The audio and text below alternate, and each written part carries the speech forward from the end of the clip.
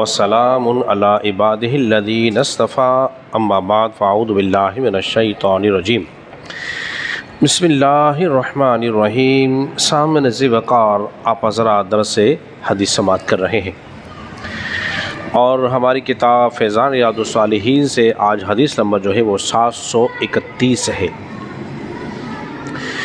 جو حدیث آپ کے سامنے بیان کرنے لگا ہوں یہ مسلم شریف کی روایت ہے۔ حضرت سیدنا حذیفہ رضی اللہ تعالیٰ عنہ سے مروی ہے، وہ فرماتے ہیں کہ ہم ایک مرتبہ رسول اللہ صلی اللہ علیہ وسلم کے ساتھ کھانے پر موجود تھے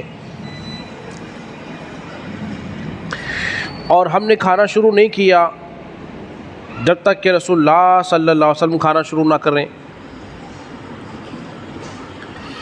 کہ ہم نے کیا دیکھا کہ ایک بچی دوڑتی ہوئی آئی، گویا ایسا معلوم ہوتا تھا جیسے کسی نے اس کو دھکیل دیا ہو، اور اس نے کھانے کی طرف آگے ہاتھ بڑھایا تو رسول اللہ صلی اللہ علیہ وسلم نے اس کے ہاتھ کو پکڑ لیا۔ تھوڑی دیر کے بعد ایک دیہات کا رہنے والا شخص وہ بھی آیا اور اس نے بھی ایسے ہی دوڑتے ہوئے جلدی میں کھانے پر ہاتھ بڑھانے کی کوشش کی تو رسول اللہ صلی اللہ علیہ وسلم نے اس کا ہاتھ بھی پکڑ لیا۔ اس کے بعد آپ علیہ الصلوۃ والسلام نے ارشاد فرمایا جس کھانے پر اب تربیت ہو رہی ہے، فرمایا جس کھانے پر اللہ کا ذکر نہ کیا جائے تو شیطان اس کھانے کو اپنے لیے حلال سمجھتا ہے۔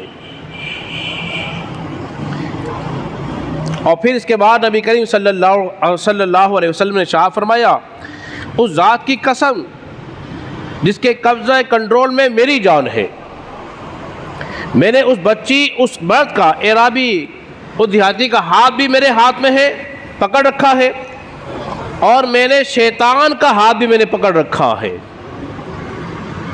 جس طرح ان دونوں کے ہاتھ کو میں نے پکڑ رکھا ہے۔ اس کے بعد آپ علیہ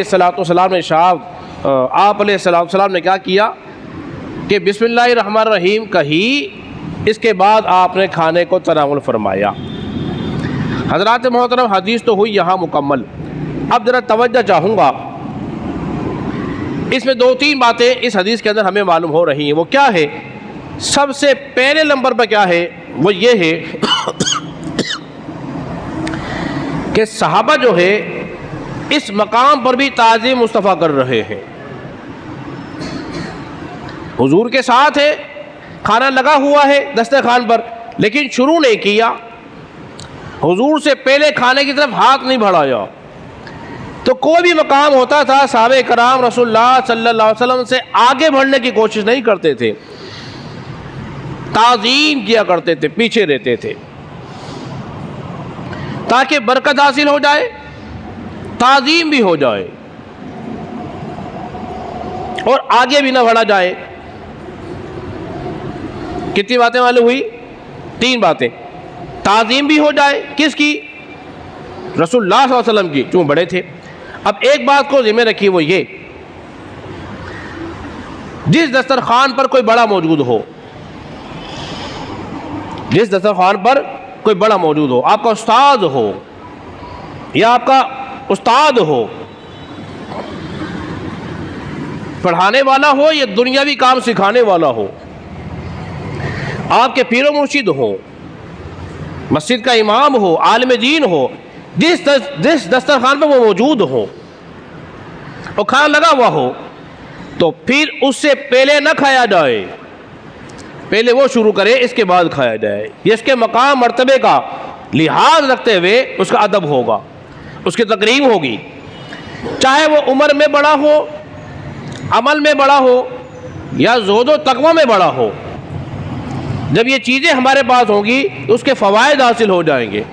اور جو نادان ہیں، نادانی کر رہے تھے نا، وہ بچی آئی اور وہ اعرابی بھی جو نادانی کر رہے تھے، اب ان نادانوں کو سمجھایا جا رہا ہے کہ بڑوں کا ادب بھی کرنا ہے اور کھانے کو کیسے کھانا ہے، کیسے کھانا ہے؟ بسم اللہ الرحمن الرحیم پڑھ کے کھانے کو کھانا ہے۔ اور ایک بات میں یہاں اور عرض کرنا چاہوں گا، جہاں کھانے کے آداب ہیں، دیکھو شیطان اس وجہ نہیں کھاتا جس پہ قرآن پڑھا جائے، اس میں شیطان نہیں کھاتا، یہ میں بتا چکا ہوں۔ لیکن اور ایک اہم بات، گھر میں موجود اگر آپ کے والد ہیں، گھر میں موجود ہیں آپ کے والد، ایک ہی دسترخوان میں بیٹھے ہوئے ہیں، تو پھر آپ نے کیا کرنا ہے؟ آپ نے کھانا اپنے والد سے پہلے نہیں کھانا۔ اگر ایک ہی دسترخوان لگا ہوا ہے، یہ والد کا پروٹوکول ہے، اگر ساتھ چل رہے ہیں ان سے آگے نہ چلا جائے، یہ والد کی تکریم ہے۔ اگر بیٹھنے کا موقع ہے ان سے پہلے نہ بیٹھا جائے، اگر کھڑے ہونے کا موقع ہے ان سے پہلے کھڑا نہ ہوا جائے، یہ والد کی تکریم ہے۔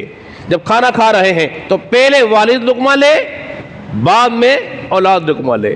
جب اس طرح کر کے دیکھو گے تو رب جو ہے وہ بھی راضی ہوگا، انشاءاللہ برکتیں بھی حاصل ہوں گی۔ اللہ رب العزت کی بارگاہ میں دعا کریں، خالق کائنات ہم سب کو سمجھنے اور عمل پیرا ہونے کی توفیق عطا فرمائے۔